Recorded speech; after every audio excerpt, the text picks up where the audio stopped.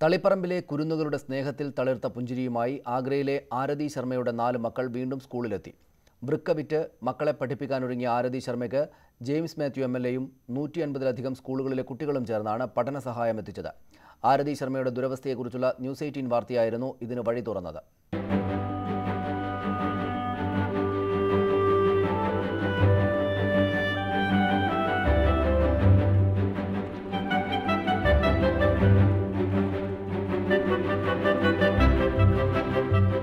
വേനലവധി കഴിഞ്ഞ് സ്കൂളിലേക്ക് തിരിച്ചെത്തുമ്പോൾ നിധിയുടെയും നവ്യയുടെയും നന്ദിനിയുടെയും ശൗര്യയുടെയും മുഖത്ത് ആശങ്കയൊട്ടുമില്ല.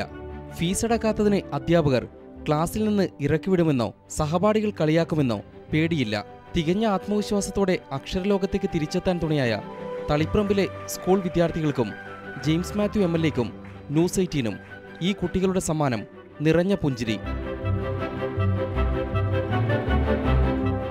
ന്യൂസ് 18 വാർത്ത കണ്ട് കുട്ടികൾ ശേഖരിച്ചു നൽകിയ 2 ലക്ഷത്തിലധികം രൂപ കൊണ്ട് 4 കുട്ടികളുടെയും 1 വർഷത്തെ ഫീസ് മുൻകൂറായി അടച്ചു.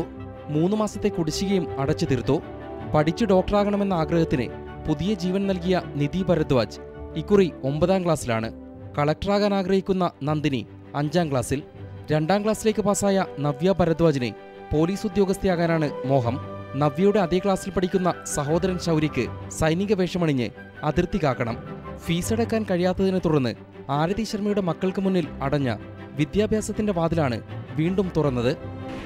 मैं शब्द नहीं बोल पा रही हूँ कि मैं इन लोगों का कैसे शुक्रिया अदा करूँ जिन्होंने मेरे बच्चों के बारे में इतना सोचा और केरल के उन छोटे छोटे बच्चों के लिए मैं शुक्रिया अदा कर रही हूँ कि इतनी दूर से मेरे बच्चों के लिए सोचा.